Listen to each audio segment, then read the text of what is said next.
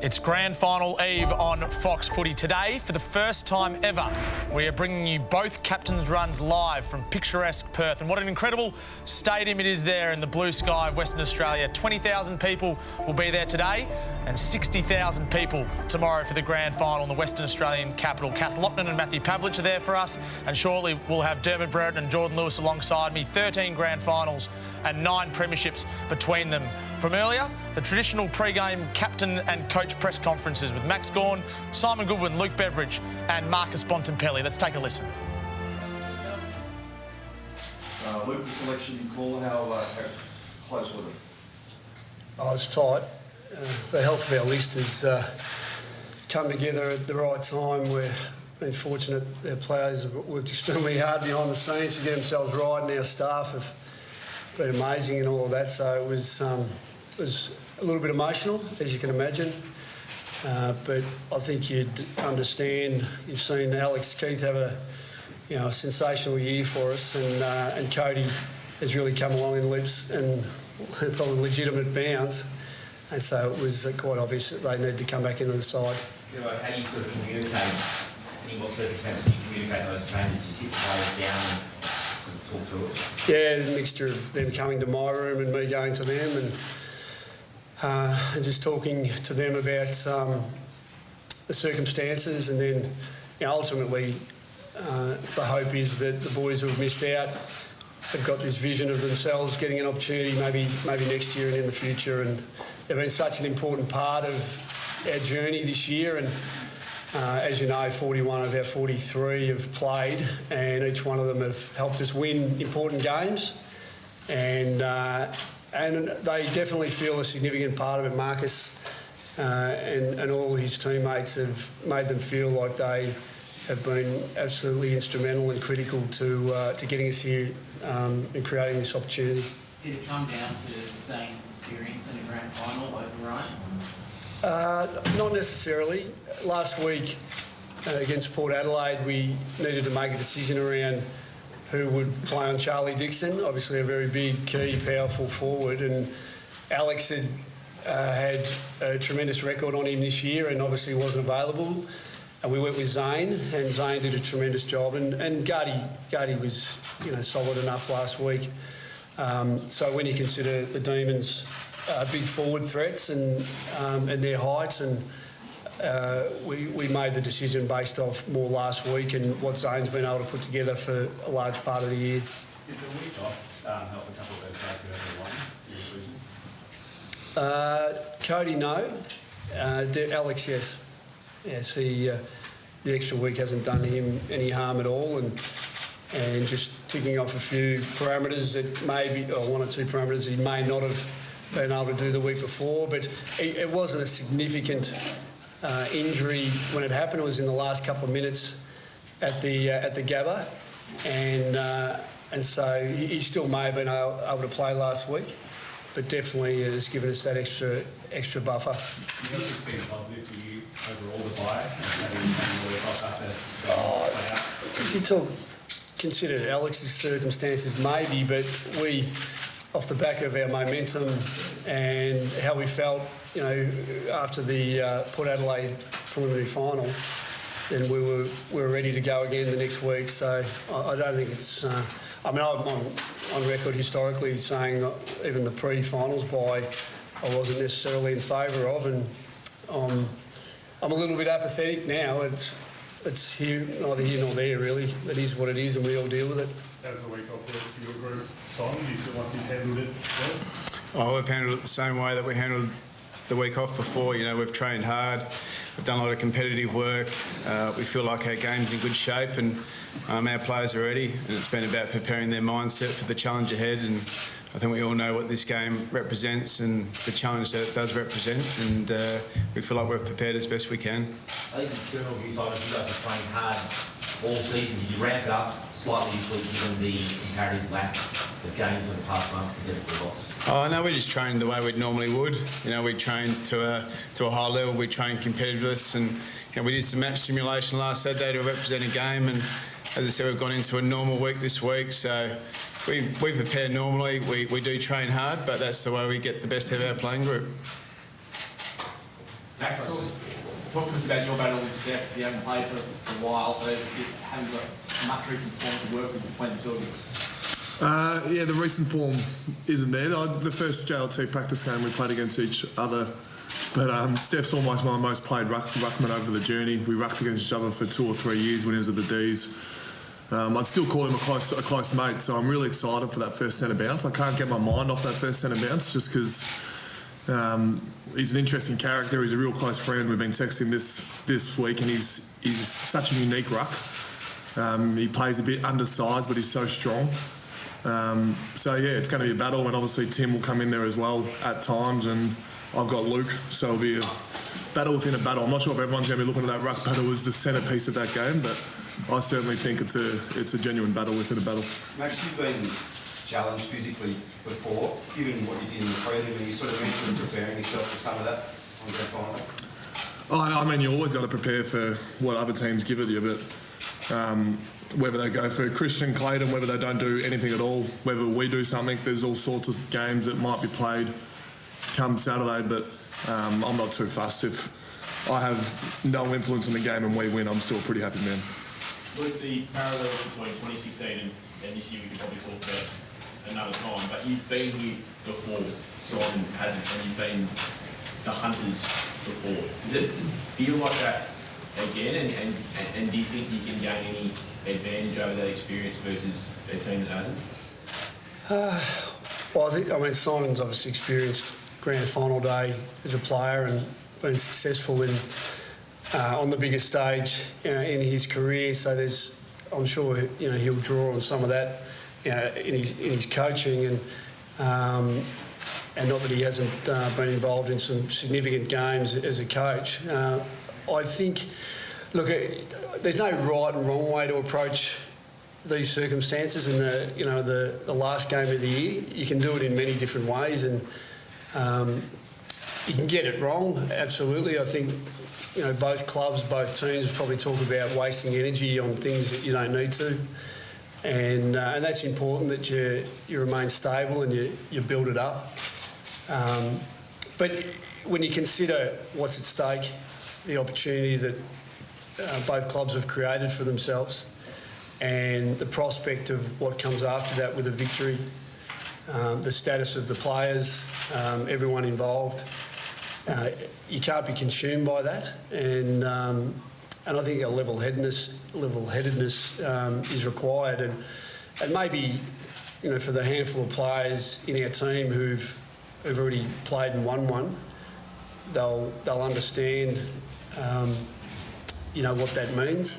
I still say that the overriding emotion that I could detect on our players' faces after we won it in 16 was surprise. If you look at their faces, how wide-eyed they were, it was almost like every one of them was saying to each other, "Did that just happen?" Whereas I think this year, and in the lead up to this game, we're different. We've been, in the top two for a fair period of the year. We've believed that we belong there. We obviously fell out of it, stating the obvious at the end of the year.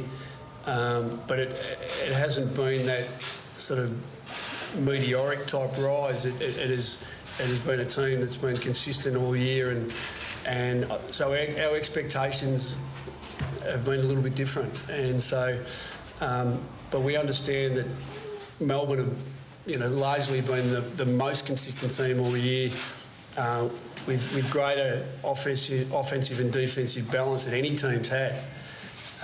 So the challenge is huge for us, and we've experienced that, especially the first time we played, how powerful their team can be. So I think our players have processed that and are doing their best to prepare for it. Simon, can you actually draw on that experience of player? What does it mean? Do you feel a different kind of nerves now versus when you were playing? It was a long, long time ago. 23 years ago is a long time since you last had the opportunity to do something pretty special. So you draw on the experience in terms of what the day looks like and what the preparation looks like. But they're a hard thing to get to, and it's certainly not lost on me. It's not lost on our playing group. The privilege that we've got to play in this game, and the opportunity that it presents. And when it comes down to it, in the end, you've got to execute. And that's what a lot of our preparation's been about. It's been a long time for this group of players to work through some adversity, some resilience. They were really clear on what they wanted to stand for as a playing group. Before the season started, they were really clear on how they wanted to be seen and what they wanted to achieve. But we've still got a job to do, and we're really looking forward to it. Max, can you give us some insight perhaps into your preparation this week? You approach it from a captain perspective like any other week, or have you had some special presentations or emails or anyone spoken to the perhaps players running back from Melbourne? It's been a unique 4 weeks with only that one game in there, so there's lots of downtime to talk to people, and obviously Jordan Lewis is someone that I've reached out to. He's played in 4 flags himself, and I've got a couple of other friends that have played in grand finals, and you reach out for as much finals experience as you can, but in the end I'm going to do it my way. I'm not going to do it the way that these people have told me to do. I'm going to do this week the way I want to do this week. I'm going to let my teammates do the week that they want to do this week, and hopefully that recipe, along with everything that Goody's telling us and Burjo's telling us, that recipe is the recipe that's going to get us to hold the cup up on Saturday. Max, given the drought and the struggle that your fans back in Melbourne are feeling at the moment, is the playing group starting to feel the weight of what it will mean to bring that cup on Saturday? I think there's a responsibility for both teams. We were able to get out of Melbourne at a pretty grim time for the city, and both teams have been able to come over here in sunny Perth and be able to live our dreams to be able to play in a grand final. So we both have a responsibility to get out there and perform at our best and make our members and families and supporters proud that are back in the eastern states and doing things tough. So the drought's one thing, but I'm more realistic about what's actually happening probably in Melbourne now, and being in lockdown and wanting to be, I'm sure Doggy supporters, even though it's only 6 years or 5 years since they're all thinking the same as what Melbourne supporters are. So there is an enormous amount of responsibility that I feel that we got to go out there and perform at our best. Marcus, is it different this year than 5 years ago? Yeah, it probably is in many ways, I guess, when you consider the build up to the game. What it's probably taken to get to this point. But in terms of, I think, what Bevo was talking about with regards to the season and how that's played out for us, I think that's probably been a bit different with regards to the football that we've played. And, the similarities are probably in the feelings and emotions that, both teams are probably experiencing with the opportunity to play in a grand final. And, irrespective of when the last one was or not, it's still a very fortunate position we find ourselves in. Clearly, both teams have done, an enormous amount of work to get to this point.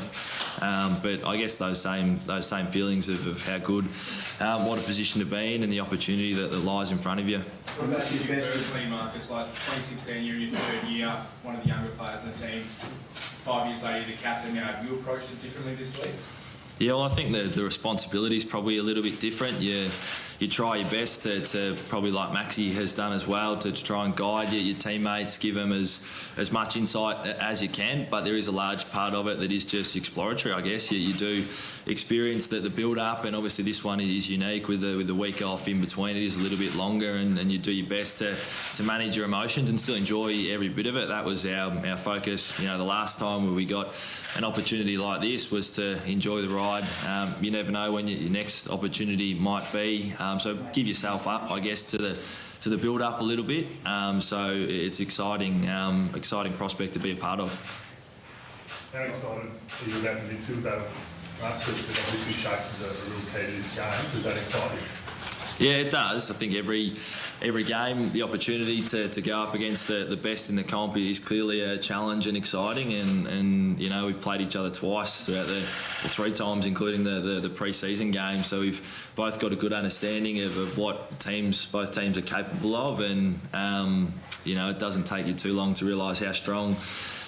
Based on the names and the quality of opponents sitting in the opposition midfield to understand the capability and the strength that the Melbourne boys have all across the ground, particularly with their midfield and obviously the big fella and the quality that he possesses. So it's obviously going to shape, I guess, some part of the game. It's an exciting prospect to be a part of. Luke, I think from memory that night you might have thrown Shaq in defence at one point around 19. Can you expect any coaching curveballs tonight or permutations and situations? I think it'll be predictable from a match-up perspective. Yeah, well, Shaq, he was a legitimate key defender that night, and back then we had some plans for Josh to play a little bit of time in the ruck as well. But if you cast your mind back, Alex Keith went down with a hamstring in the probably about the 10-minute mark of the first quarter. So we had to shuffle things around. And so Shaq's done an enormous job in being able to embrace probably the opportunity, but also the role of being, that key defensive post when Ryan Gardner's had 2 shoulder operations this year, 2 broken collarbones. So he's had a tumultuous year, the young fella. And with him out and Alex going down, we needed Josh to stand up as a defender, and he was tremendous for a few weeks. And now, he's probably in more of a familiar role of playing that key forward post. But now he presents as that player who can play at either end, and we've always had players who can swing, who are your medium smalls, who can play high half back, high half forward, wing, inside at times. We've probably never, in recent times, haven't had anyone who we've swung either end, and Shaq can do that. And so he becomes that utility that we haven't had. He becomes that extra height that we haven't had either. If he plays forward against the Demons, and because last time we really only had Jamara played last time and Josh Bruce played last time, so our forward mix is very, very different to what it was. And as you guys have picked up, and I love the way you've given him a lot of credit after the Port Adelaide game, because he did play a significant role last week against the opposition's key interceptors. And so he's got an absolutely critical role to play tomorrow, when he seems to be really enjoying it and loving the fact that he's, probably for the first time in his career, he's getting some love, and he's the centre of attention around the influence he's having on the field. Well, there you have it, both captains and both coaches ahead of tomorrow's huge grand final, Melbourne versus the Western Bulldogs, and that's what they're playing for. Max Gawn and Marcus Bontempelli, one of them will be holding up that Premiership Cup tomorrow night in Perth. And Dermot Brereton and Jordan Lewis joining me for the next little period ahead of Melbourne's open training run. The Western Bulldogs are not far away with Sarah Jones and Brad Johnson and David King, of course. We've got the Demons first. 13 grand finals between you two. I can't imagine sitting next to 2 men that understand this day better than most. How are the players feeling right now, about 36 hours out from the game? Hey, Tommy. Hey, Geordie. You're just trying to go through your routine. I know every person's a little bit different. You're just trying to go through a routine. It's not the same game as every week. People say, it's just another game. It's not. But you want to keep your routine up to now. The one thing that concerned me hearing Max Gawn there was saying, I've been thinking about that centre. Don't play the game too early, Max. Don't rehearse it all that much, all too often before the game. Switch on when it's time. Try and keep things fairly normal. And you've got a bit of a vested interest in this as well, Jordan. Yeah, I do, having played a brief period there. But I think the overarching emotion right now would be nerves, because they are in Joondalup still, so that they are out of that cut and thrust of it. And we heard Max Gawn talk about when they go into the city, that's when they feel the love and feel the amped up style of grand final week. But I think as a player, you search for consistency, and a lot of the stuff around grand final week is new, but they get to the last training session of the week, the captain's run, and that has been there all year. That is the hallmark of football sides the day before the game. So this provides that moment when they can go out on the field, relax, go through exactly the same training session as had they done throughout the year, albeit there'll be 20,000 people there, so you've got to juggle that emotion. But certainly when they get out and train, that's when they feel comfortable, I suppose. Get the balls out, get the touches, get the physical stuff out of the way, and get ready for the game. It wasn't long ago there was 20,000 people at the MCG if you were lucky for a Melbourne game. Now there's 20,000 people there for an open training session, and so is Matthew Pavlich, our very own Matthew Pavlich. Give us an insight into how the vibe is in Perth. How's the atmosphere? We're very jealous. It must be a great place to be.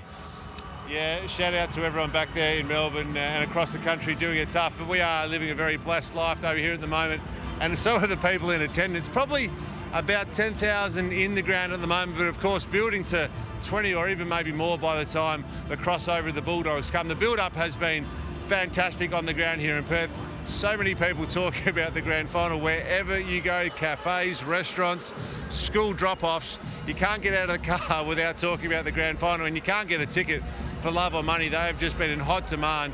Lots of lunches and functions and marquees that have come up around the area here at Burswood Peninsula, and just so much excitement to have it here in Perth for the very first time. So the teams today will have to stay focused. You talked about that, go through their routine, but the excitement and the vibe is really starting to build up ahead of tomorrow night.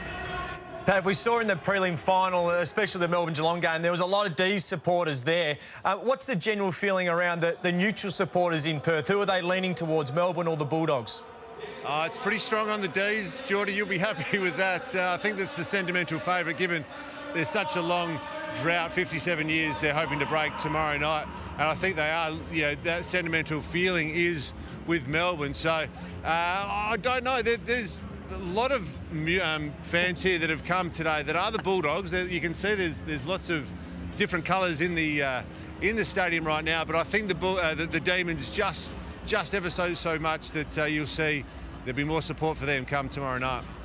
Oh, it looks great, Pav. We look forward to catching up in a little bit. Melbourne Football Club isn't far away. They're going to run onto the ground and have their last training session of 2021. But first, tomorrow, we've got the longest kick coming up on Fox Footy from 3 p.m. Jordan Lewis is involved. Many other greats are as well. Don't miss that. It's going to be an absolute belter and the lead-in to the 2021 AFL Grand Final.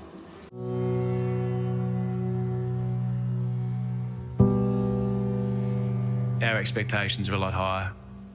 We don't want to just play finals. We want to play significant finals and win significant finals. And, I sit here with great empathy for our footy club and our supporters. It's been a long time, 1964. But we need to put ourselves into a top 4 position to give ourselves the best chance to win the ultimate. And that's what we're setting out to do. We want to be part of a footy club that does something pretty special and leads our supporters to something that they haven't seen for a long, long time. If you haven't figured out that Melbourne has changed, you're not paying tight enough attention. Defensively, they are doing things that no side has done in the history of the game. I say to Simon Goodwin, what a magnificent effort. It's just a superb testament to him. Could not have done any more than they have been asked to do right now, Melbourne. They have been so darn impressive. Cozzy! Anyone that wasn't on the D train is certainly on now. I think a coaching masterclass from Simon Goodwin, and the players executed to a T. And Melbourne are minor premiers. Wow! There's a spirit amongst the group too. You can see that they know they're on the verge of something special. When people say, what do you want to see in Melbourne? That's what you want to see. And that's your culture coming out right to the end. Okay? Now, we've got 2 weeks, all right? You can just feel the emotion that's just taking place right there. We've got 2 weeks to reset ourselves for the biggest game of your life. It's one we should look forward to. It's one that doesn't have to be any different, but we need to understand that we've only just done the part that needed to be done to get there. Now we've still got a job to do. You're watching the Captain's Runs live on Fox Footy. Melbourne Footy Club not far away, and they'll be out on Perth Stadium pretty soon. It's 20,000 people are going to be there, and it's bright sunshine, as Matthew Pavlich just told us before. Jordan Lewis and Dermot Brereton, 13 grand finals between you. You both understand what it feels like to be at a training session the day before a grand final.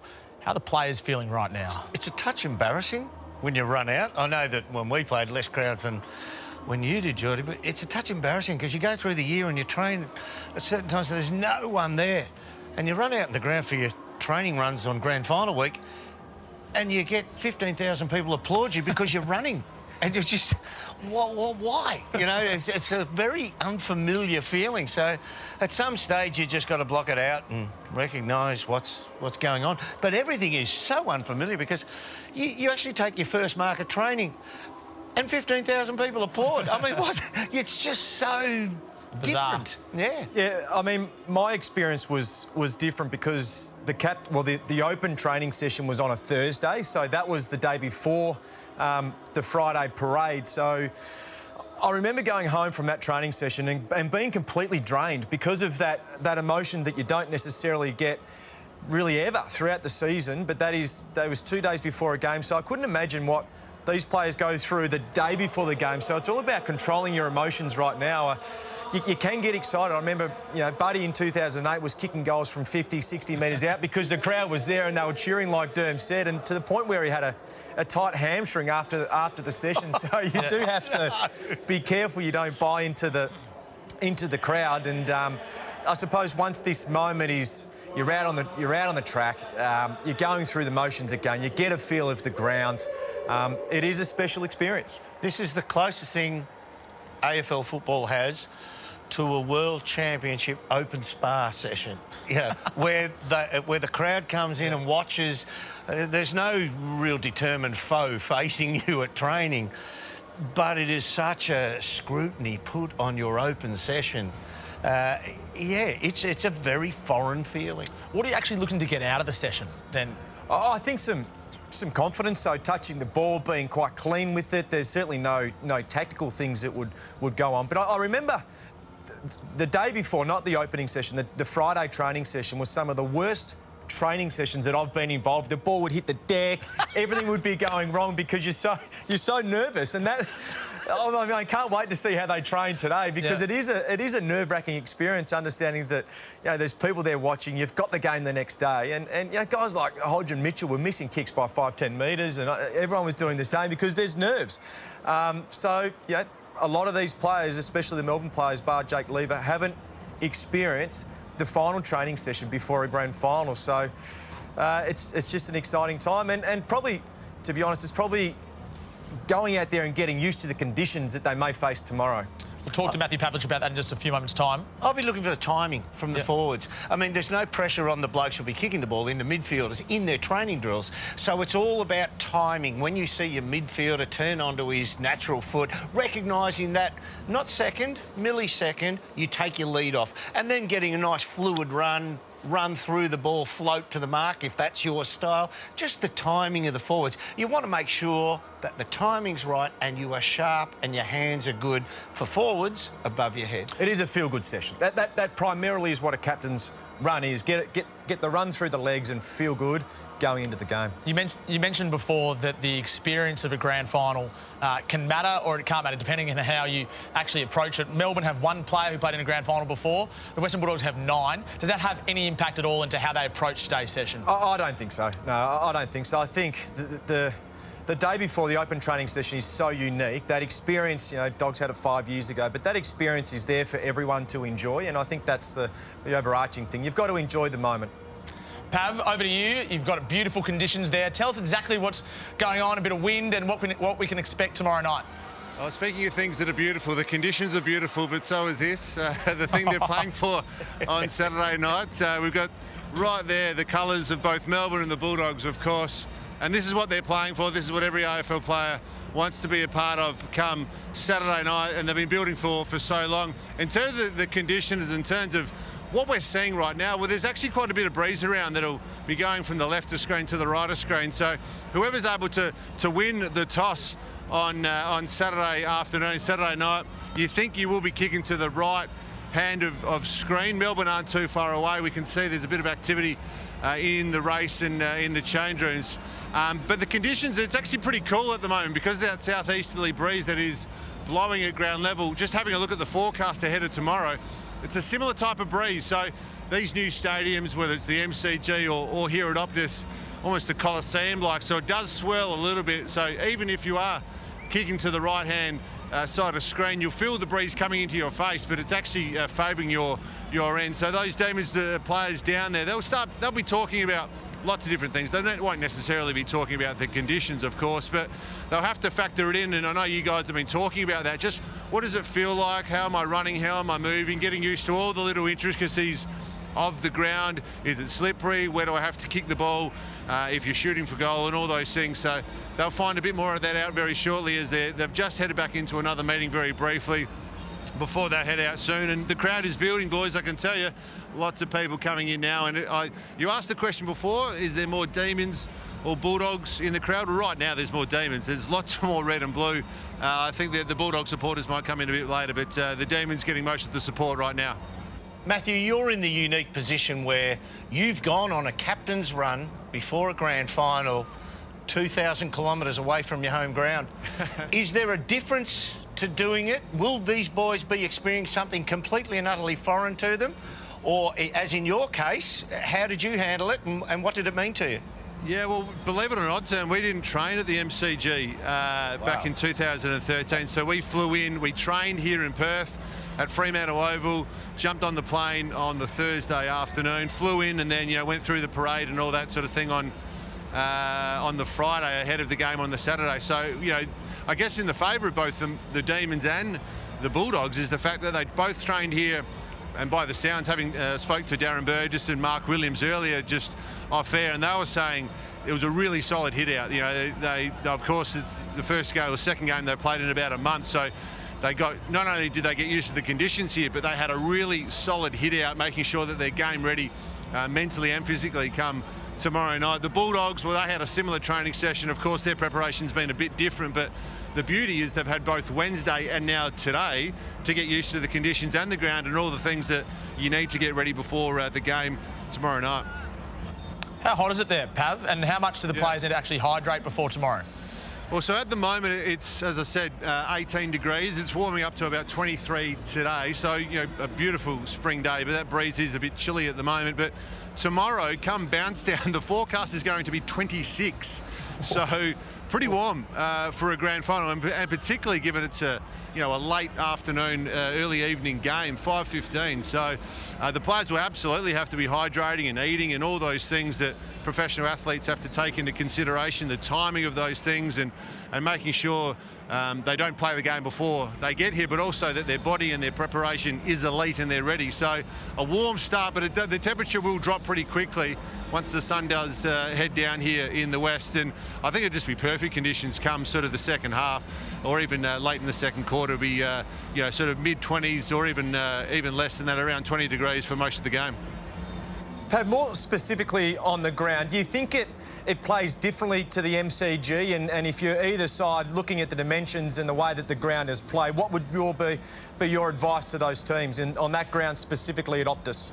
Yeah, it's a lot different to the old Subi, Louis. It's a lot wider than the skinny Subiaco Oval, so it's probably more akin to the MCG than any other ground here in Western Australia. So does that suit Melbourne? Probably. I mean, on balance, the Bulldogs play less games than Melbourne at the MCG, but I mean, we all know how the last 2 years have been in terms of teams being all around the country and having to sort of adapt to all different types of conditions. So it is wide, and both here every other week in the season. West Coast obviously try to use that width to their advantage in shifting the ball and moving the opposition's defence. Freo, a similar game. They try to get the one in between with their ball movement. So Bulldogs and Melbourne have got a game plan and a system that stacks up, and they're here for a reason.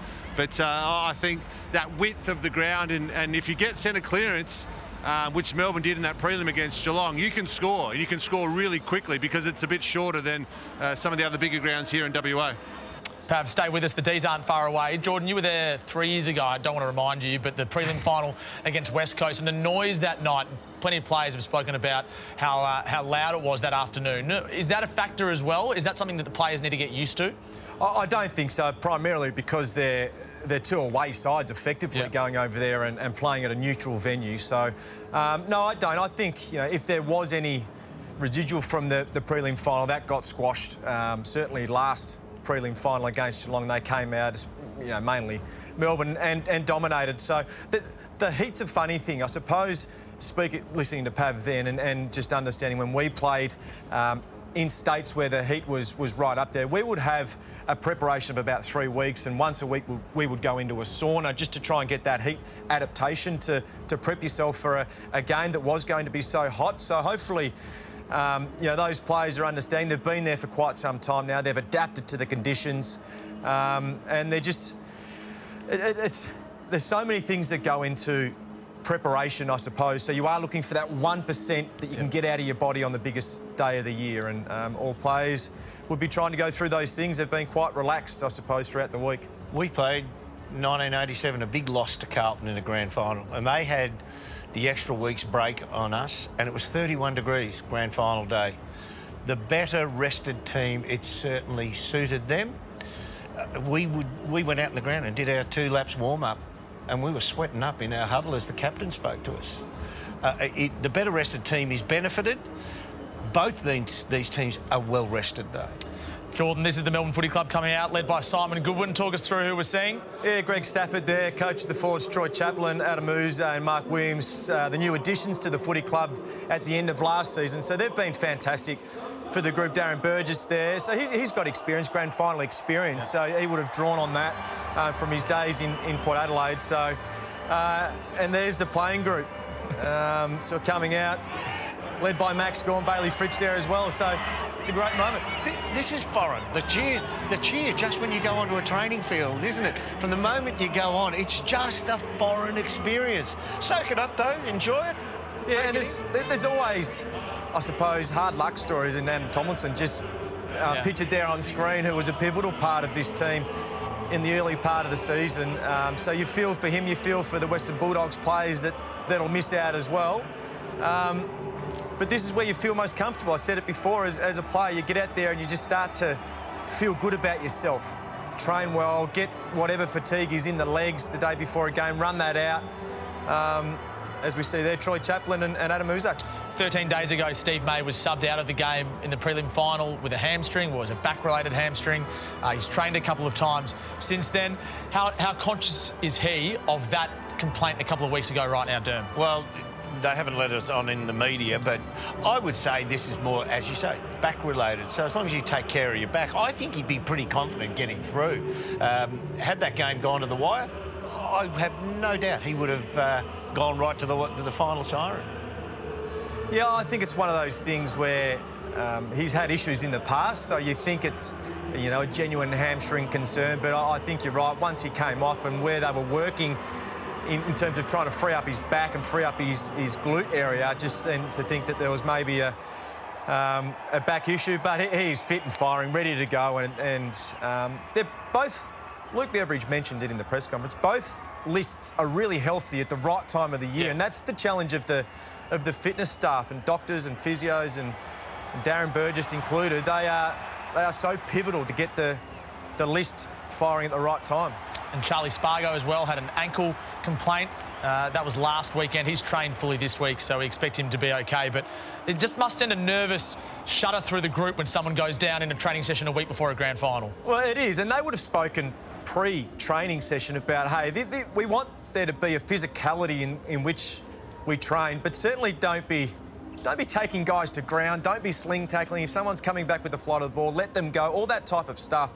So there was a scare. There usually is around grand final week. There's usually some sort of test within either side, but he's fine to go. He's probably got strapping underneath his ankle there. If he needed it, he would have some assistance.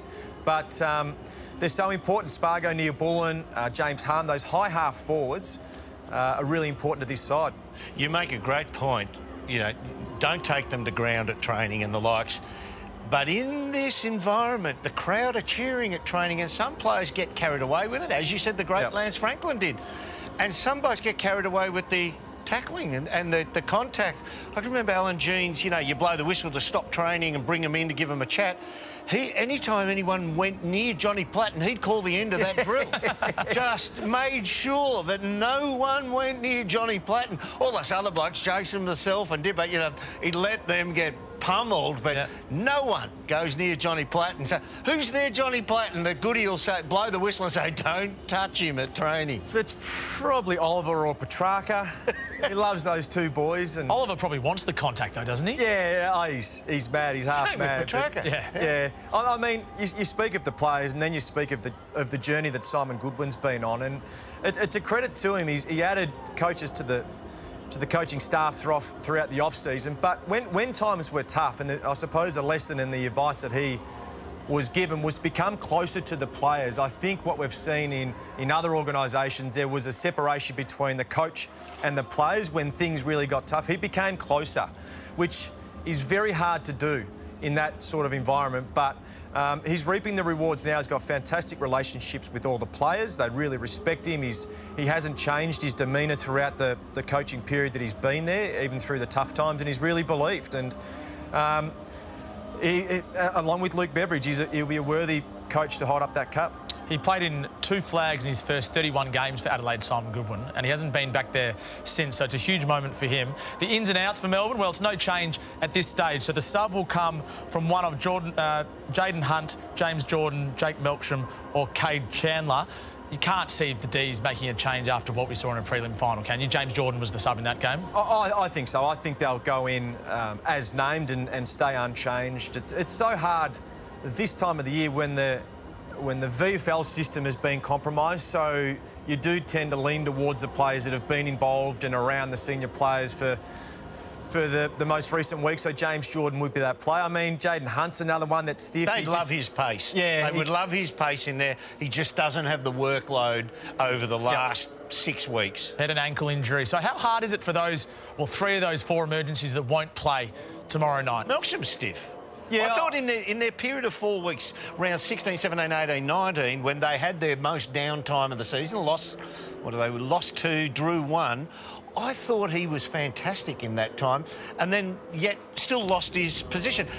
That is a classic case of where we say team balance. Yep. To me, that there can be no other reason, because he played well while the team wasn't. Yeah, and I think maybe it coincided with Viney coming back into the side, which then meant he was in the midfield. James Harm got pushed to half forward, and Harmsy's had a really good patch of footy this year, playing that half forward role, that working up and down the ground. So that's on a squeeze. Yeah, but I think, you know, if there was injuries last week, Jake Melksham could come in and have great confidence from the coaching staff that he would be there and perform. But I think we mentioned Keziah Pickett, Alex Neil-Bullen, Charlie Spargo, those smaller type of half forwards have been more than capable this season, and that has been where the improvement comes from. I think your star players play well, but certainly the guys that have been probably inconsistent in their short careers have had more of a consistent season. Neil-Bullen, averaging 2 tackles inside 50, so you need that kind of pressure up in the forward half, so he's going nowhere. Great article in the Herald Sun by John Ralph on that man, Keziah Pickett. What a season he's having, Jordan. Oh, if he's not a star already, he certainly will be a star in the future. He's so exciting. He seems to me, because of his demeanour and the way that he carries himself, this type of occasion won't faze him. He's such a special player. Just the little things, he won't ever be a high possession winner, but the little things and the damage that he'll do. I mean, 3rd highest rated player in a prelim final. His first prelim final as a young player was outstanding. So you look along, I suppose, the timeline over the past 5 years or 4 years of the inclusion, so May and Lever, and then you get some top draft picks to sort of add in that depth, but also that sort of spunk around in Luke Jackson and Keziah Pickett. So what we're seeing now on screen, this drill is just to get your feet moving. This is not just running straight up and down in lines. It's just get your feet moving, get a bit of agility into it, and ball handling. Handle the ball as much as you can. Like a bank account. Open the bank account at the start of training and deposit 100 ball handles, and you're away, and you've got a good banking deposit to build on. I've never heard that analogy before. Bank handling the ball. The first bloke to $1 million wins. Very good. Matthew Pavlich, you're still there for us, doing a great job. You've got a little special delivery that you've got in your hands. How good is it to get a brand new footy? It's always nice to smell a brand new footy, but this is the brand new AFL footy. It's just been printed literally off the press, all inscribed there with the Melbourne versus the Western Bulldogs tomorrow here. So here's what they'll be playing. Here's they will be running around. Of course, there's lots of them these days that they sub in and out of the game, but it's always good to see the brand new footy. It's even got the special AFL Grand Final logo on there. So very cool to be able to get your hands on not only what they're playing with tomorrow night, but what they're going to play for tomorrow night. The players ran out. You talked about the atmosphere, guys, running out to and in training session to big applause, and also the song where it was very loud. It was almost deafening in some ways, and that's another thing the players have to contend with, the emotion of being here and just seeing lots of happy faces and people. A lot of the other players who won't be running out tomorrow night just mingling behind us. Neville Jetta, I spoke to him very briefly. He said, geez, I'm feeling a bit flat, I'm missing out. So there's hard luck stories wherever you go A number of injured players as well, just soaking up the scenes here and the enjoyment. They're taking photos, they're throwing American footballs around, they're having a kick, so they're feeling as much a part of it as they can be. But you do feel for these guys that are just sitting on the sidelines as their players come in for a quick chat. Maybe they're about to head into another drill. I spoke to Mark Williams, I mentioned this earlier, and he said, look, it's just tick the legs over and see how they feel in terms of fitness-wise, but also mentally. We talked about that quite a bit, didn't we? How just getting used to the conditions today is so important before they run out there. There is Choco just talking about the next drill and maybe some strategy ahead of tomorrow night. Matthew, to see you handling that footy, it's like Tommy here, who was a serious level cricketer. You hand Tommy a cricket bat, and even in conversation, he automatically plays his forward defence. You hand a golf club to a pro golfer, and he can't help but give it a mini swing. You hand a beautifully fresh printed footballer to a footballer, and he can't help but spin it. It's part of you. It is part of me. It's part of me since I was a little kid, and that smell as well too. Yeah. Like, you can't. That leather smell, and you're right. It's what you do when you pick up a footy, right? You start playing with it, you start kicking around, and it feels at home. But I tell you, the boys are just starting to. Here's Stephen May right behind me, so we can probably get a check of how his hammy looks. He just kicked that one beautifully to Tom McDonald. Jake Lever as well, also just kicking a few. So they're right behind us. Ben Brown looks fresh. Tommy McDonald looking splendid and really fine fettle. So we're getting a first-hand look of it. But they all just look relaxed. They're having a bit of fun. It must be, somewhat hard with all these people in attendance. They've had this already this week at one of their training sessions, but they are moving. There's Stephen May. Everyone's watching that hamstring, but he looks like he's moving pretty well. He would have tested that out earlier in the week on Wednesday. But they look good, they look fresh, and they look relaxed. So it's hard sometimes. I remember when you play, you say, someone asks you, how do you think the boys are today? And it's really hard to get a read, but seeing them up close and personal, it does look like they're pretty relaxed at this point in time. I think if Choco Williams knew you were going to talk about the ball, he would have tried to throw one of his balls in there, where you can see on the train there's balls with red lines down the middle. So that is the Choco ball that he's brought into Melbourne, and I'm sure he would have tried to get them on camera at some stage. Absolutely, precision. The precision balls, I think they're termed, Louis. He's big on them, and being here, seeing them up close, and you'd know this better than I would, but it's about seeing the ball and getting immediate feedback and how the ball is spinning and kicking. That one from Ben Brown that I just saw wasn't a great one. Tom McDonald, even there, you can see those balls don't necessarily spin. You want to see that red going just beautifully back and forward. That's a better one from Angus Brayshaw just in front of us. There's Ben Brown just handing it back to May. But a bit of publicity for Chocker. He'd love that. Ben Brown on screen there. He's had a phenomenal year, hasn't he, Derm? You've had a close eye on him. Yeah, well, even this little drill here, you're seeing a player simulate he's taken a mark and he goes back behind the mark, and that's for blokes like Ben Brown at the other end. Recognise the dominant foot of that player about to kick the ball, lead out to that side, so it's an easy kick for him to make, and then it's just a little bit of timing to get on the end of that. It's just touch, feel, recognise the dominant side of your teammate, and you sort of know that instinctively anyway.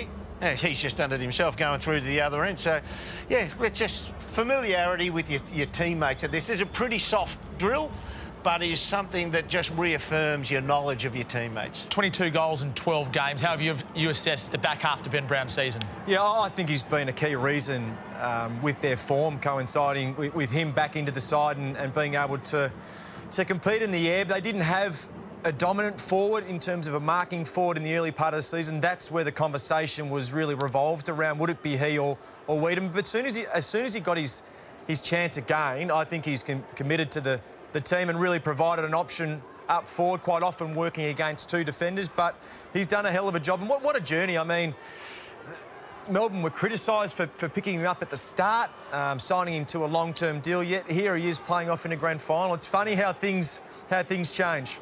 We see him there on screen now. So there you go. He'll get it. Now, there's a little practice and hit up a target himself, because he's going to end up kicking it inside 50 as well. Yeah. But the thing I loved about his game last outing was the contested marks he took. Yep. Were you surprised that he was that good in a contested aerial duel? I could see him winning the odd one in one-on-ones, but he took pack marks. Yeah, I think that was probably the the knock on him at North Melbourne, he would always be that lead-up type of forward. That's how he got separation. But I think he's done a hell of a lot of work this year, just being better in the contest. And it's, you know, he's got his knee to a point where he's got great strength in his legs, and he's been able to be in those contested situations more often and win them. So you see that lead there. Some people would say, you know, the purists will say, why is he leading to the boundary? The reason you're doing that, you're just practising the knowledge of the capabilities of your teammate kicking it to. He's a right footer. He's naturally going to swing onto his right. So that's the space he's going to find. That's where he has to go to mark the ball. So my theory on that type of forward play is better to have a mark out on the boundary line than be well defended and well spoiled, central, and don't touch it. Go where you know you can get it. Let's talk about Christian Petrarca, who's one of 3 players this year to play every game for Melbourne. The other 2, Jordan, are Max Gawn and Clayton Oliver. Not a bad trio. Well, it's no surprise, is it, that their star players have been able to maintain their positions on the field. Continuity is really important. Luke Beveridge spoke about the amount of players he's rolled through there throughout the season. But, I mean, he's had a hell of a season. He put in a lot of work 2 years ago, and that was when Darren Burgess got there. Darren Burgess knew that the Petrarca needed to be pushed. I think Christian, and admittedly over the pre-season, he was comfortable being in, you know, middle of the field running, wasn't really pushing himself too much, would get by just doing not the bare minimum, but he was safe. Yet when Darren got to the club, he really pushed him, and that's been his ability to back up week after week, but it's also given him an extra base in terms of his endurance to play more midfield time and be that damaging type of player. So, I mean, he would give Luke Beveridge some headaches when you're trying to plan how do you combat, you know, he and Oliver and Max Gawn, and I know Western Bulldogs have got some firepower themselves. They're so damaging. I had the opportunity walking out of a game that we were calling probably 3 years ago, and lovely, lovely people. I just happened to be walking alongside this older couple, well, older, about 10 years older than me, maybe 5 years older than me, and it was Mr. and Mrs. Petrarca, and the D's had just been slapped around a bit, and they started asking, what do you think of our son? I said, yeah, he's got all the talent in the world. I said, what's the one thing you think he needs? I said, he needs an engine.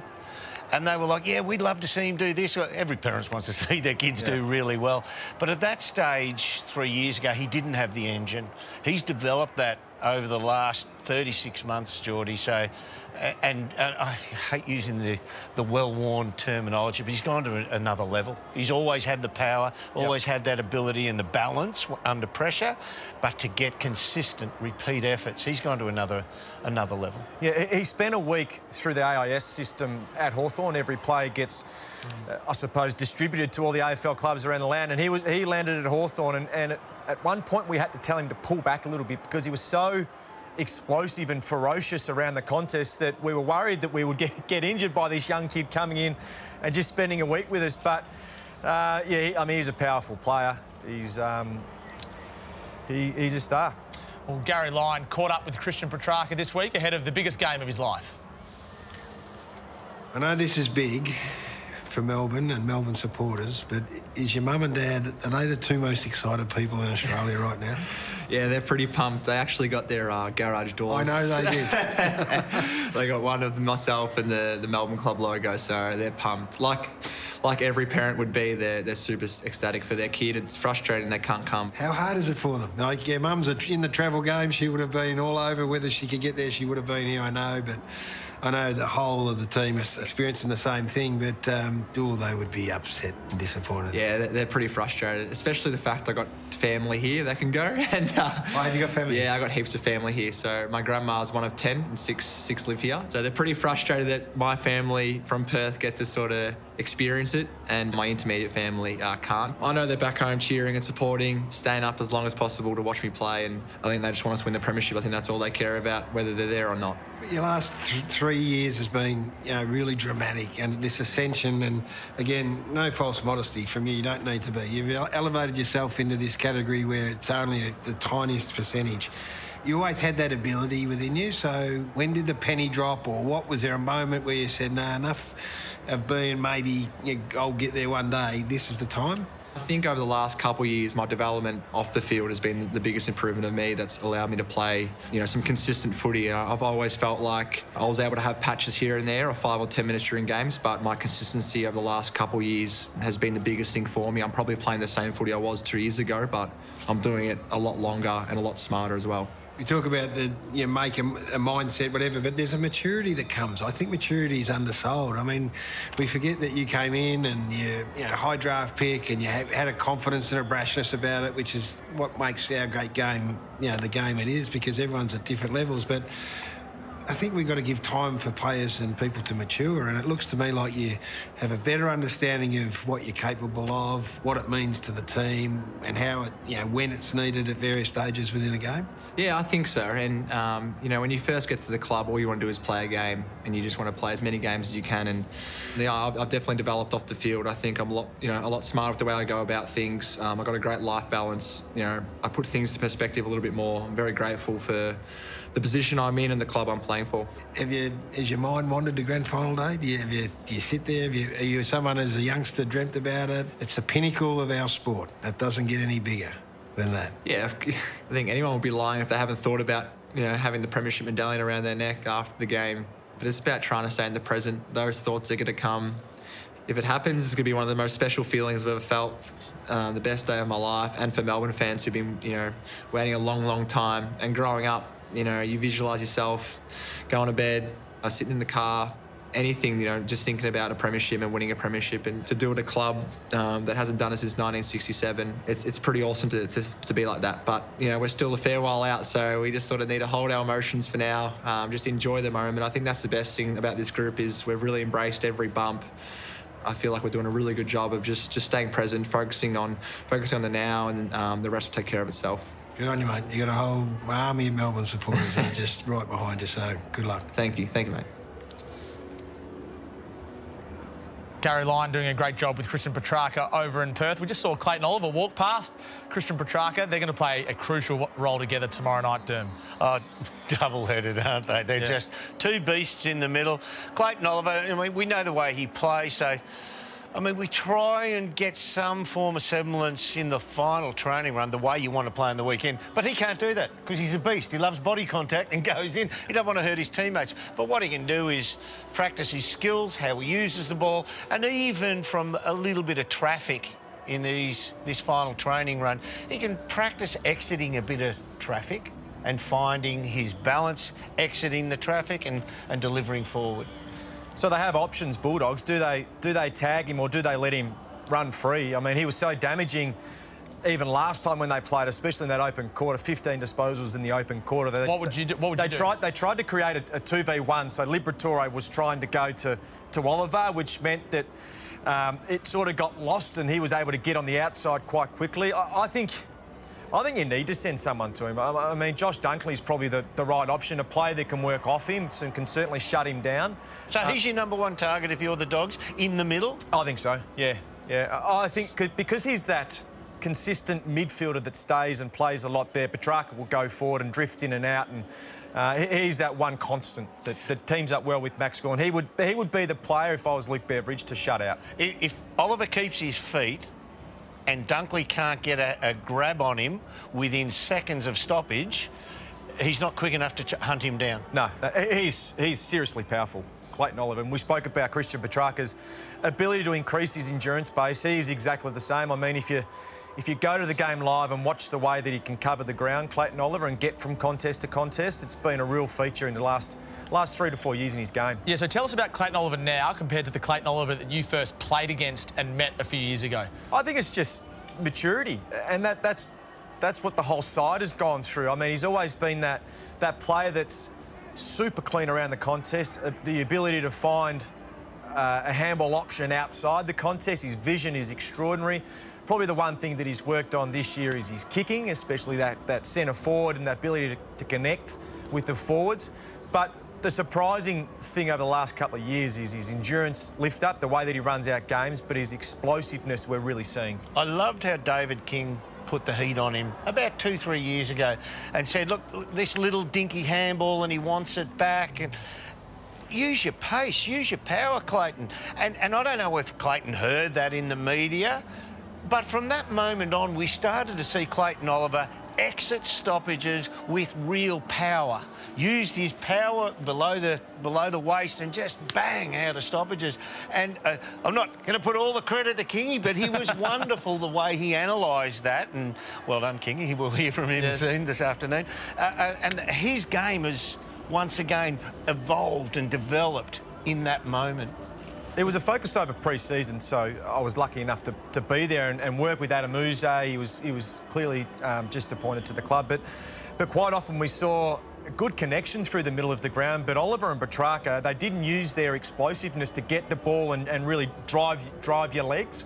So they would kick the ball from centre back quite often when they had room to move. So it was a focus that we had over pre-season about try and get forward of centre, get the ball a bit deeper. Then it gives you a chance to lock the ball in, but also gives you more of a chance to be offensive. But the one thing a forward wants is exit out of the stoppage your side. Soon as that happens, your backman is on the back foot. You end up dictating to him. If it goes backwards, your backman, the smart backman, cut the angles. It's a completely different ball game when your teammates in the middle of the ground, like Clayton Oliver, exit front side. He's probably looking for the shade at the moment. Probably got some sunscreen on, I would have thought. Can we chat Max Gawn for a second? He's the captain of Melbourne Football Club. He's an All-Australian this year. He's become an all-time great, really, of the Demons, and all he needs to add to his CV, Jordan, is a premiership. Yeah, and that's probably the hardest thing to add to a CV. I mean, he's been huge. He, from his own admission, once again, was quite immature when he first came into the system, didn't really know how to work. The surprising thing is, when I got to the club, I didn't know how professional he was, and that was the surprising thing. He gets everything out of himself in pre-season, knows how to push himself. I mean, his game against Geelong in the prelim final, I think is one of the greatest games from a ruckman that we've ever seen. It was unbelievable. Does it mean he gets more attention? There was chat during the week that they should target him, the Western Bulldogs, like Port Adelaide did in 2019. Well, the one thing I'd say, and the boys will talk, and Sarah will talk about him in the next grab of this afternoon when the Dogs come out. Steph Martin, to me, is the most important player out on the ground tomorrow night. And if he plays a wonderful game, he won't be best on ground. But his influence that he has to exert on Max so that Max doesn't take the game away from the Doggies is all important, because Max changes, by his sheer size, Max changes the way the opposition plays. More often than not, the most common place where the ball is in a static position is after a kick out. A boundary line throw-in free kick. When the ball's trapped on the back flank and somebody's got to kick over the man on the mark, 9 times out of 10, you've got to go down the line. Max Gawn reaches 300 mil higher than everyone else, and that's from a standing start. So teams want to go around him. So you have to take into account the Max factor. Do they try and bite off too much too soon? That man, his sheer presence scares teams into playing in a different fashion. I think sometimes those things, it's the surprise factor that actually catches the other team off guard. Max has had that done to him however many times. So he's used to that. The team is used to that, and they know ways around it. And from a Western Bulldogs point of view, it's always about balance. Yes, you want to target someone or physically make their day a little bit, or a night a little bit harder, but you've got to have balance. Great analysis, guys. For the first time this afternoon, we're going to welcome Kath Loughnan in to the broadcast. And Kath, you're alongside the Melbourne CEO, Gary Pert. Welcome. I sure am. Thank you, Tom. And Gary, we were just talking about what an atmosphere, and you can see it on the players' faces now. This is starting to feel real. It is. You could actually see as soon as the players run onto the ground. You know, we've been training a lot at grounds where there's no one about, and in the lead up to this, and it's been a pretty calm, very focused lead up for us. But when you get to here, the players have been very focused, and today I've seen a shift, and I think you see the way they've trained. The crowd's been fantastic, huge numbers here, lots of red and blue, which we love. But I just feel there has been a shift in their thinking and preparation, and just a little bit more excitement in the player group. You talk about all the red and blue. Is it true that the club sold a year's worth of merchandise in 2 days after the prelim final win over Geelong? 48 hours straight after the prelim, and it started selling within minutes after the game. The D supporters are up and about, and you got a big smile on your face now. Yeah, well, it is like I just love seeing the Melbourne supporters. They've done it tough for a long time, so they're so excited. I've received so many emails and text messages about this is one of the great moments in the lives of D supporters, maybe for the last 30 or 40 years. So they're up and about, and one of the parts of that is they want caps, they want scarves, they want T-shirts, and we want the red and blue out there. They're painting their houses and their cars and their garage, and we love it. We show it to the players, and they're rapt that they've got that support behind them. We love it too. Congratulations, Gary, on all you've achieved since joining Melbourne, and enjoy the grand final. Yeah, and look, it's going to be fantastic. And like I said, it's the players will be out there living their dreams. And we've got, 8 players under either 21 or under. And in some ways, they are looking at this as going, what a great opportunity, but probably don't even realise how big it is. But then you've got the Maxi Gorns and the Jack Vineys and others that have gone, we know how hard it is to get here, and we've got to perform tomorrow. Forget what's happened during the year. It's about pulling it together tomorrow.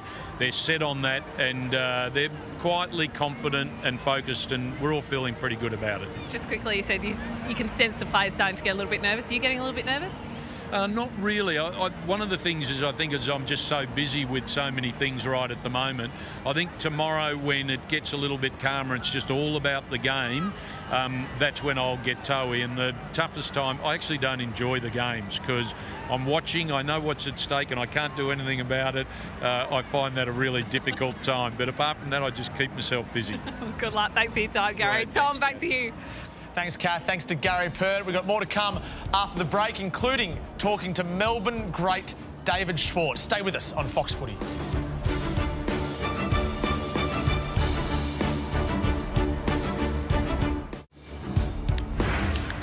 You're watching the Captain's Run on Fox Footy. Melbourne Footy Club out in the middle of Optus Stadium. What a sight to behold, and what a treat this is now. Jordan and Derm, we're catching up with Melbourne great. 173 games, 244 goals, best and fairest in 1999. David Schwartz, welcome to the coverage. Foxy. Tell us how you're feeling. Melbourne haven't won a flag since 1964. You were there 21 years ago. You must be unbelievably excited. We are, and great to see you guys there. Derm, I was a Hawthorn supporter growing up, so I understand what it was like to be in and around grand finals, as a Hawthorn supporter. But as a ex-player, and you've been waiting for your side to get there, it's bloody exciting. It is, and it's too long though. 14 days. That's cruel to Melbourne supporters. It's been 57 years, Ox. 14 sleeps. It's ridiculous, boys. It's too long. But I just know from past players' point of view and supporters' point of view, this is very, very exciting, and they should be proud of the side because they've been pretty good, but they've got one to go. Oxy, beautiful to hear from you, mate. You've mentioned how excited you are. The crowd's they're applauding the Demons as they walk around now. We're seeing those shots on screen. 20-odd years ago you were out there, my friend. Is there anything? Yeah. I mean, sometimes the opposition would just play a good game and you lose. But if you looked back there, would there be anything different you might have done? Yeah, I would have taken out a few more. I would have taken out Lloydie. I should have taken him out. Dean Wallace, he should have got one. In all seriousness, they were a good side, but I would have liked to have probably put up a bit more of a fight. But disappointing. But gee whiz, this side is the real deal. And this training session that they're going through now, that's the best session of your life. That is, you get clapped when you go out. You get clapped if you make a mistake. You get clapped coming on and off, and it's a bloody training session. So, that's the reward they've got for a mighty season. Swart, how are you watching it tomorrow? What have you got planned? We're in lockdown, Tom. We can't do much. So I'll be sitting on the couch with Coops and Indiana and Kaz, and we'll sit back and enjoy it. And then if we happen to win, well, we'll probably go through the night and wake up probably Tuesday or Wednesday. Hey, there's been a WhatsApp group started. There's been a little bit made of that. How nice has it been to connect with, I suppose, different generations of the Melbourne Football Club through that? Oh, it's been awesome. Didn't realise how much weight we'd all put on. So we've all been in good paddocks. There's some rough heads in that group. There's a couple there today. Chris Johnson, Darren Cowell, I think Earl Sporting's there in the crowd right now. So they've been sending photos through, and that's been great. Chris Connolly has got the most amazing photo album going back to every footy trip. So it's been very cathartic just going through all the past players and their points of view. Ox, just before we let you go, quick tip and a Norm Smith for us, please. Melbourne 44 points. You know I'm pretty conservative, Derm. And Luke Jackson to win he'll be the first player to win the NAB Rising Star and the Norm Smith in the same year. Wow, we'll put that in the time capsule. We'll come back to it in the future. Thanks very much, David Schwartz. Appreciate your time. One of the great Winter League football. It's awesome. Well done, Oxy. I'm sure lots of former Melbourne players are keen to watch tomorrow. And Matthew Pavlich is alongside Kath Lotman. How is it there, guys? How's the atmosphere? Oh, it's an awesome atmosphere as the players just circle around and appreciate all the supporters who have come here today. And Alex Neil-Bullen has been good enough to join us. Is it starting to feel real? Yeah, it is. Well, this is incredible. I was saying earlier before, we've played in front of lesser crowds than this in real AFL games. So to have an atmosphere like this the day before the game, so exciting. Does it feel like the nerves are starting to kick in? Yeah, good nerves though. I reckon it's your mindset slowly starting to change to game day, and once that ball's bounced, I'm sure they'll all go away and we'll just play the game. What about your family? They're from Adelaide. Have they been able to get in? Are they here? Can you socialise with them? Yeah, we can now, which is good. So they've come over from Adelaide, did Margaret River for the 2 weeks while they're waiting for the game, and I think Mum's just down here in the cheer squad, so she loves it. But I'm so grateful to have them in. So Mum likes the wine if she's going down the Margaret River region? Yeah, I think they did a sneaky few trips along there. Tell us, we've just got Choco Williams standing about 10 metres away from us. How's he been this morning? Yeah, he provides a good level of energy. You would have heard him in the crowd today. He loves barking his orders, but he's been huge for this group and he'll play a pivotal role on the bench tomorrow. And it's been a bit of a different build-up to a grand final. You've had the 2 weeks off, dominant in that prelim against Geelong. You had a big session Saturday and then a big session Wednesday. How's the body feel and how's the group feel in terms of their physical and mental preparation? Yeah, the physical's no dramas. We had a great hit out, replicated the intensity of a game, and it's more mentally just making sure we're not using too much energy before tomorrow and we get to the start line ready to go. A lot of people have said that nothing separates you and the Bulldogs, both in forms. It's been two of the best sides for most of the season. But what are the signs we should be looking at, do you think, from a Melbourne perspective, when the first ball is bounced tomorrow, that the D's are on?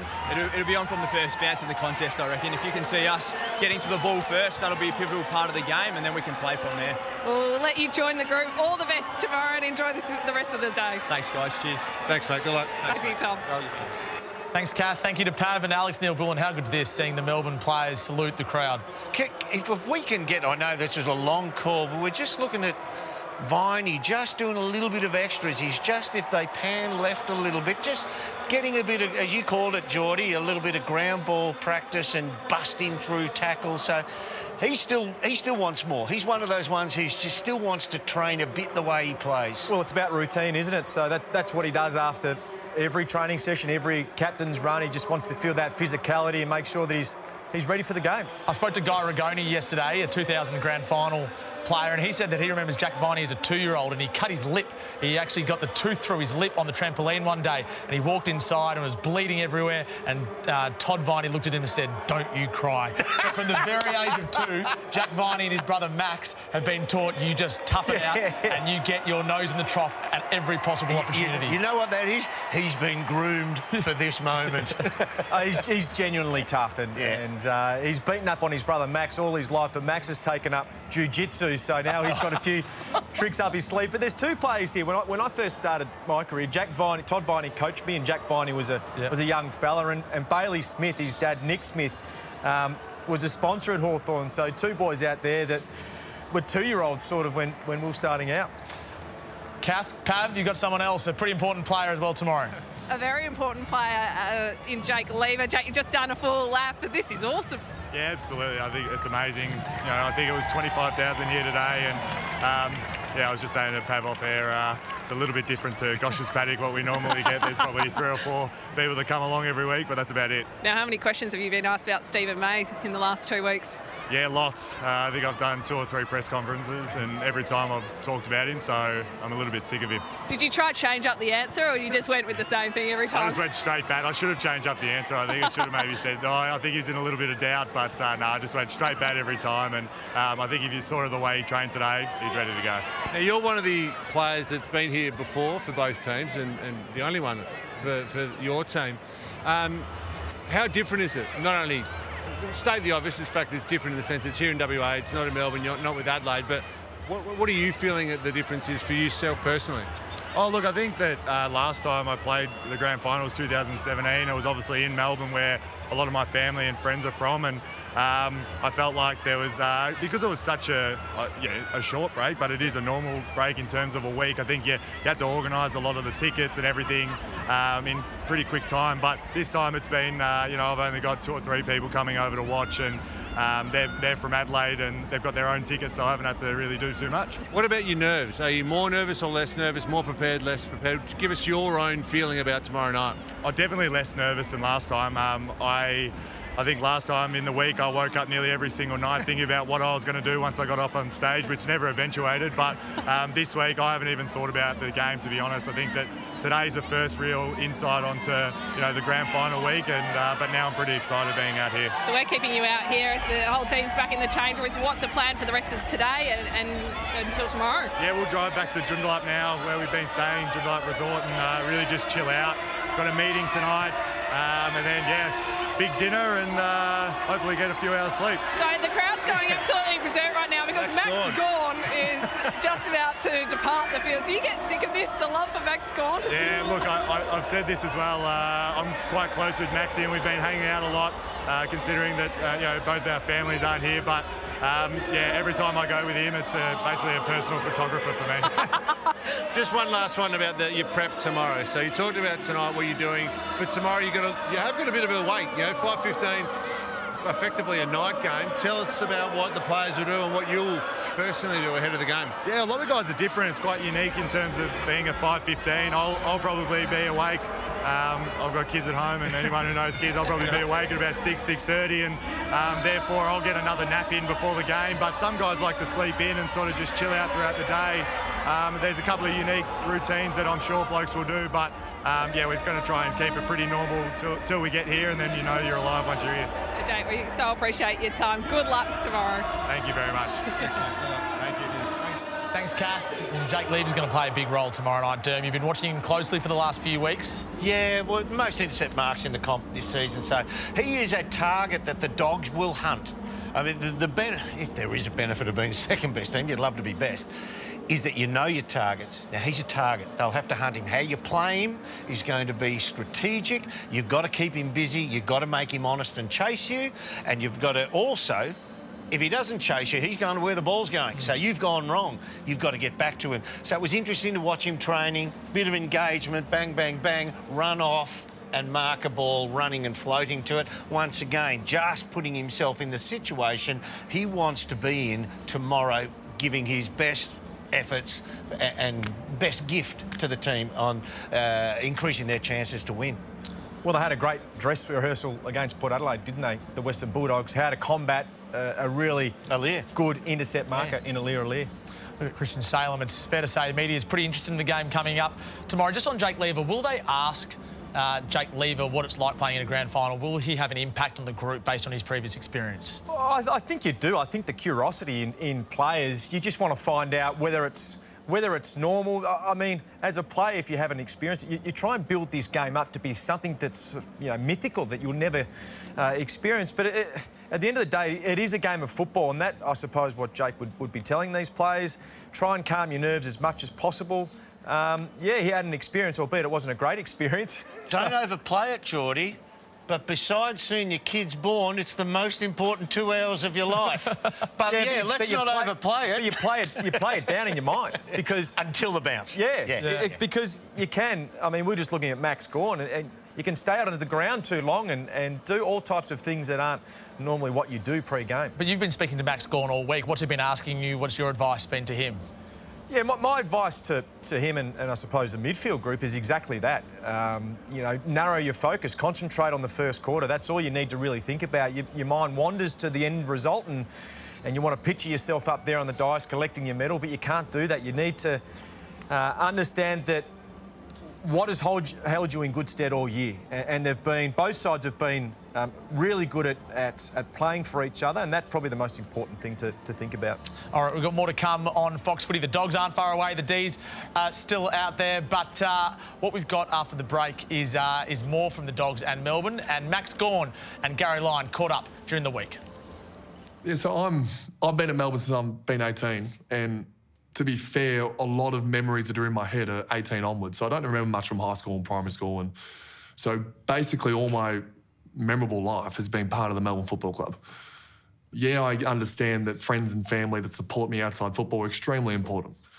I've got a chance in front of me that's to win a flag, and I can go to that wine bar that I'm doing afterwards, or I can make some time up with Jess at some point. Right now, I'm in a hub in Perth to win a flag, and that's all I'm focused on. It's so fascinating, because if your selflessness and what you spoke about earlier is the non-conformity, that's old school. See, that is old school. It's an old school attitude that I would have been criticised for having back in the day, going, well, everything else is good, but this is most important. But that's how you see it. Well, you can get caught up with there's more to life than footy, and I get there is.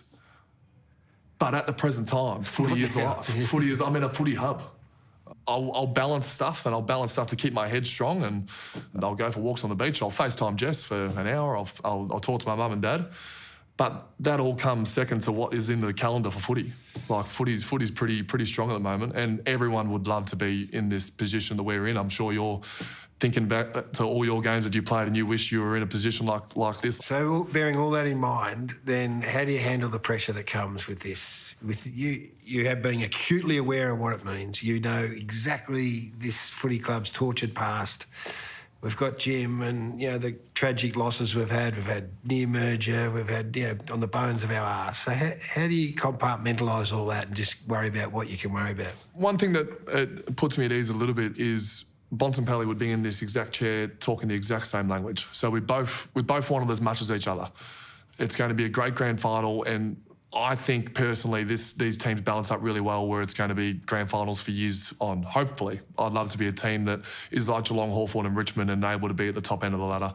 And yeah, like you said, we've had Jim, we've had Neil Danaher, we've had Dean Bailey, all people that are close to me. Colin Sylvia's dad sent me a text this week. I've never met Colin Sylvia's dad.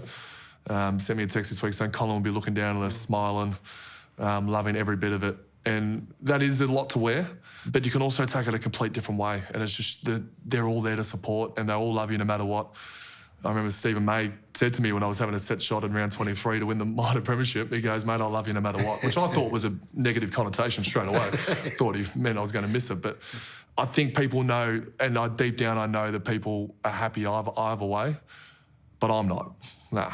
Well, I really want to win this, and if you'd speak to Melbourne greats like I do, I don't think they come around very often, and these opportunities, and I'm sure in 2000 you thought that there was going to be another 5 opportunities. Can I just jump in there? This is a beautiful... I was common... 88 I played. 2000 I would love to have been able to play, Maxie. When did you finish? 88. I finished in 99. Oh, jeez. So God love you. God love you for thinking I'm still there. But this is, again, what your point's well made. Well, we'll cut that, won't we? No, we won't, because what you were saying was beautiful. Well, 88, you would have thought for the next 10 years you would have been... that is true. You would have been one of the greatest teams going around. And that's right at this point. I feel like we can be a team that goes forever. But, yeah, we've got an opportunity ahead of us, and I'm loving the support I'm getting from back home from all these people, and it's made me more and more excited. You got them excited, mate. We've got everyone proud of the footy club, which is a beautiful thing, and all I can say is good luck. And thank you. Thank you. Well, Christian, you just had the full training session experience with all these crowd in the stands, and then you've just done the big press conference as well. It must be starting to feel real. Yeah, it's not too far away now. It's been a bit of a slow build-up, but this week's flown past. Yeah. How's the feeling amongst the group? Have you noticed a bit of a shift? I just spoke to Gary Pert. He said, I think they're really on now. Yeah, obviously coming out here with the fans and the reception we got, I think that got a few boys in the groove. So it's going to be exciting. Long 24 hours, just prepare for the game and then get into it. Are you the nervous type? How have you been dealing with it in the build-up? No, I'm pretty chilled. More excited than nervous, but I'm sure probably tomorrow afternoon, once we head to the game, the nerves will kick in. Yeah. Have you had a moment to stop and reflect that you're actually here, you're about to play in a grand final, and this successful season just keeps on going? Yeah, I guess, we had that week off, so you sort of reflect then, and this week's probably business as usual. But yeah, last week you sort of pinch yourself a bit saying you're in a grand final, so it's pretty exciting. Saw Simon Goodwin awarded Coach of the Year the other night. What's his messaging been in the last 24 hours or so as it edges closer to the real thing? Yeah, he's obviously played in a few, so for him it's just staying in the moment and enjoying it at the same time. It obviously doesn't come around often, and we're in a pretty unique situation, so it's just enjoying it and staying in the moment. So what will you do between now and the first bounce? Not much, a bit of PlayStation with the boys. We've got a little tournament going, so we'll finish that off, and then just recovery and just getting ready for the game tomorrow. Are you doing well in the PlayStation tournament? Yeah, of course. Well, good luck with that, and good luck tomorrow. Thank you, appreciate it. Thanks, Christian. Thanks, Kath. Thanks, He's a Christian. cheat. He loves the boys FIFA. reckon he's a cheat on FIFA. He's got all these little How do you things. cheat on FIFA? I don't know, but he finds a way. He's a shifty little bugger. Well, he's a good footballer, Derm. Oh, he's a super footballer. We saw Jake Lever a second ago. There's so many aspects that you go out and play the opposition on their terms, against their terms. I do think that the Dogs now have two targets in Melbourne's backline. They target Jake Lever, like they did Alir a couple of weeks ago, and they'll target Christian Savi. He's such a good ball user out of the half-back line. A little bit like Caleb Daniel on the other team. So you can lock those players away and you can target them so you can reduce their influence on the game. He's going to be tested, seriously tested, for his mettle on tomorrow. Before we get Sarah Jones and David King and Brad Johnson in, quick tip and a Norm Smith prediction for you, Jordan? I think Melbourne by 16 and Stephen May. Stephen May in He's defence. my little roughie. When was the last defender to win a Norm Smith? Brian Lake. Brian Lake. You would remember that. What about you, Derm? I think whoever is ahead at quarter time wins the game, but it will be real close to the final. It'll be single-figure margin. I wouldn't be surprised if it does go to extra time, and I think the D's probably get it done from there. Clayton Oliver for me.